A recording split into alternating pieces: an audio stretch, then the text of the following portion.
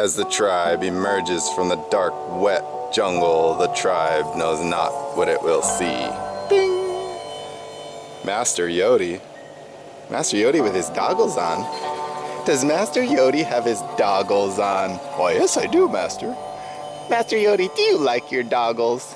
Well, not really, Master. Aw, Master Yodi, they look so handsome on you, though. They look so handsome. You're so cute. What's happening, tribe? Another Project KZ day. I don't know what's going to happen with the outcome of this, but this is one little thing I want to do. Okay, so yesterday, hold on, backing up, vlogging, backing up, hold on, backing up, vlogging.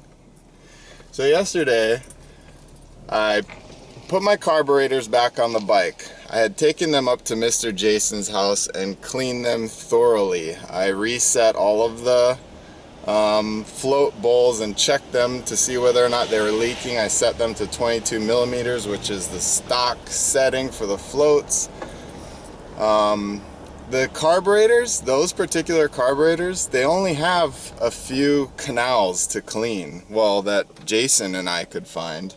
Hold on, seatbelt, seatbelt, seatbelt. I don't know. Why don't you wear your seatbelt, AB? They only have a few little canals. Everything looked clean. Pilot jet canal, the main jet canal, that little tiny choke canal, and then there are a couple others. I don't know what they did, but when you shot brake cleaner into them, or carb cleaner, backwards, everything just flowed. It was good. We'll put everything back together, put the bike back together, and took it for a ride up to Mr. Jordan's house to go check out his new project. And just riding up to his house, it's like a half a mile. From cold, the bike ran like crap. It was just horrible. It was as bad or worse than it's ever been, and I'm probably like, oh, okay, I haven't cleaned the spark plugs, you know, it's probably that, and blah, blah, blah. Then I get to Jordan's, I'm hanging out for a little while, we're talking some smack about what he's gonna do to his bike, and I decide to go home. Jump on the bike, thinking it's gonna run like absolute crap, and it runs absolutely perfectly coming home. I couldn't make this stuff up. I don't know what was happening, but what I'm gonna do right now is go buy some fuel lines, and there's one little thing that I think might possibly potentially be the problem, and if it's this stupid, this would just be ridiculous. So I have a Pengel petcock, right?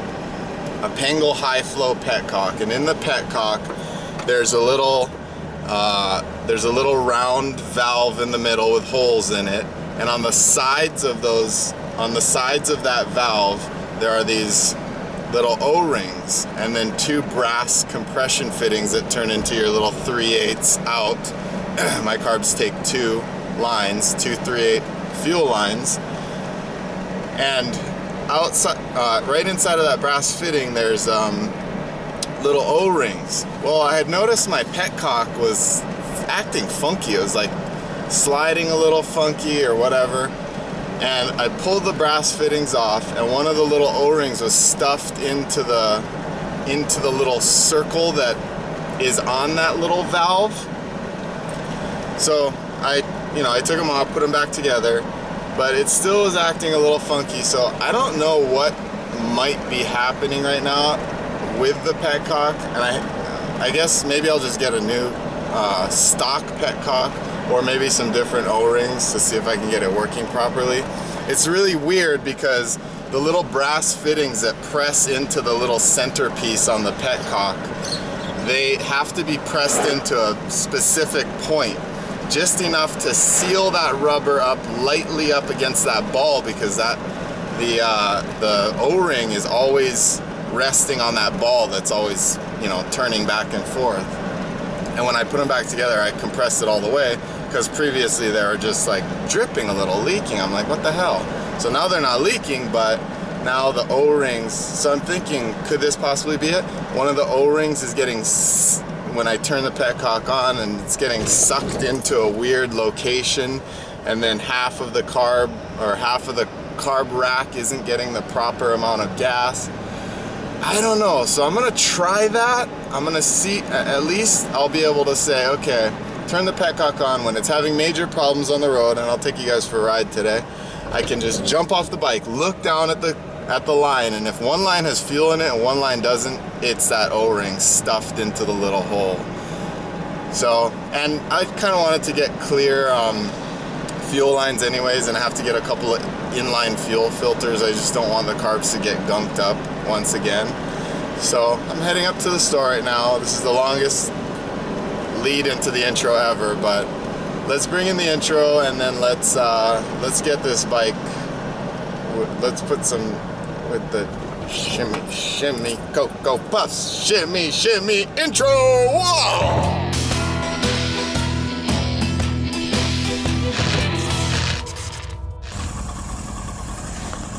Okay, so I just got back from the hardware store. I haven't done anything to the bike. Right now I'm gonna head up to the gas station and put a little bit of gas in it because right now it's on reserve.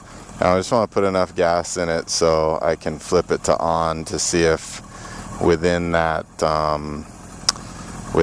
possible O-ring failure problem there's something going on. But let's just take it for a ride right now, and maybe you can see or hear what is happening right now. When it's idling, there, you hear those little pops? Okay, so here's reserve right here. Flip it to on, and right around here I can feel something weird happening in here, and right in this is where those O-rings are, and they're situated in this angle. So, I don't know. Let's see. Okay, it's on reserve. Okay, now it seems okay. Well, let's see if we can make it up to the gas station and see if it reenacts the problem it was having. And if it gets really bad, I'll mess with the petcock again. Well, there you go. It's really boggy right now. Okay, I'm reaching down right now and fiddling with the petcock, just sliding it back and forth.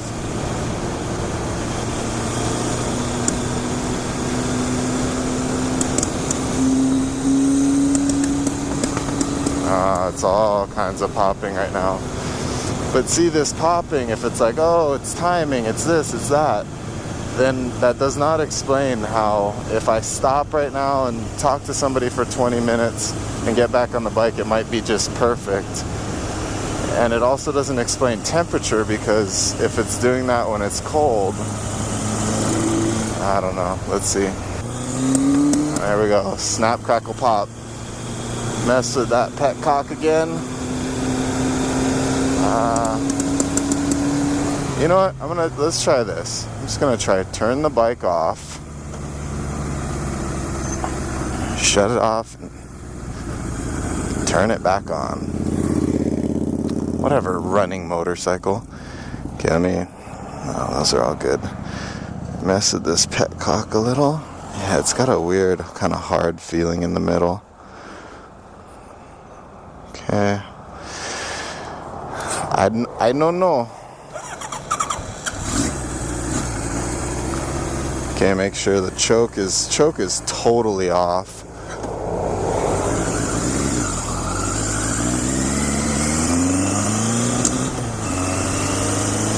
Still snap, crackle, popping.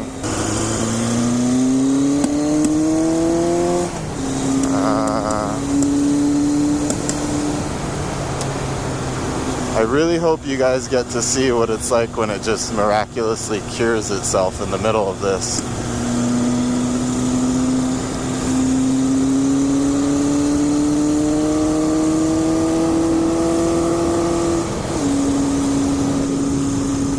Yeah, no power right now, and it's popping. Come on, baby. Okay, let's try this here for a second.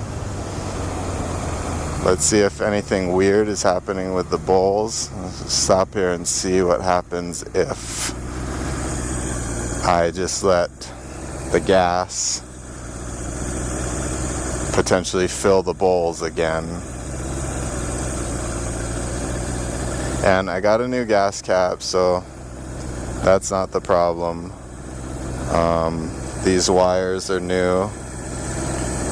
Coils could still be coil failure. I don't know. Let's see. Uh-oh. Now it's feeling a little weird too.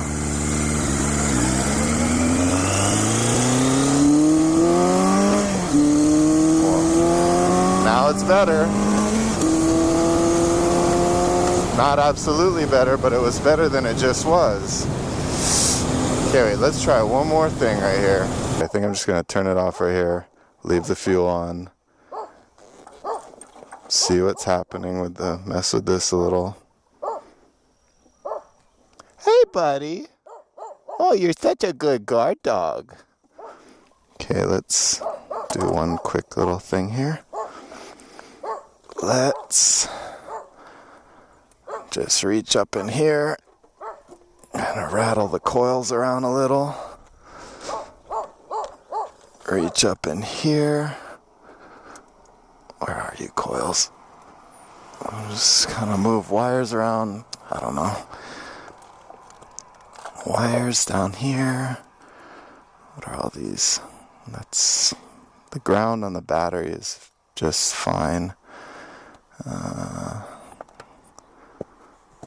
Okay, let's open this seat up and shake things around. I don't even know what that is. Okay. Battery is good. Relay is great. Okay, see, like right now I wish I could see what's in the fuel lines to kind of get a better idea. Oh, great. Wonderful. Damn it. Oh my God. That's headed south for the winter right there. Damn it. No. That's fuel seeping through. This tank is just the last one that everything broke through right there. It just kind of ruined it. Fuck. I don't even know if I should put much more fuel in it. I'll put like a half gallon. Okay, let's see if there's any change at all.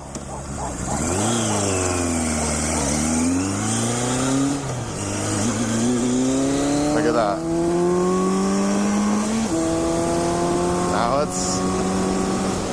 Now it was, see, a little bit of hesitation, but it seemed way better than it just was. You know, I don't think I'm going to put gas in the tank because I'm going to have to frickin' fix that spot that's about to burst through. Fuck. Okay, let's head home and I'm going to get those fuel lines in and fucking thing.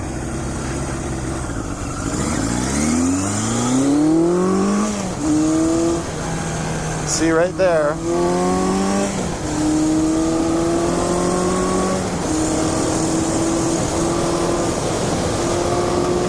It's like wonderful right now. What the hell? Let's try to go through some throttle again and see if we can use that fuel up. Oh, there we go. Now it's bogging again. Okay, it's bogging now, but it's not backfiring like it was before.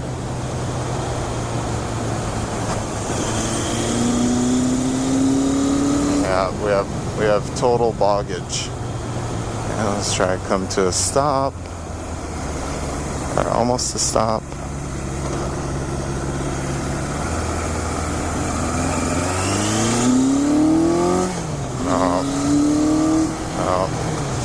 Nope. But now it's not backfiring, so I don't know. Hi guys, I'm gonna just cut to us at home, or I have the lines on or whatever. I gotta fix that spot on the tank too before it bursts through and shoots gasoline all over the shitty garage. Alright ladies and gentlemen, we're back. I'm not even gonna mess with the fuel lines right now. I'll wait and do that later. I put the tank up and messed with it in all positions, and it just dumps fuel, so it's getting fuel. I have to fix that tank. It's over there. I have it tilted up so the fuel that's inside can dry before I Dremel away that little spot. But I'll keep messing with Project KZ, and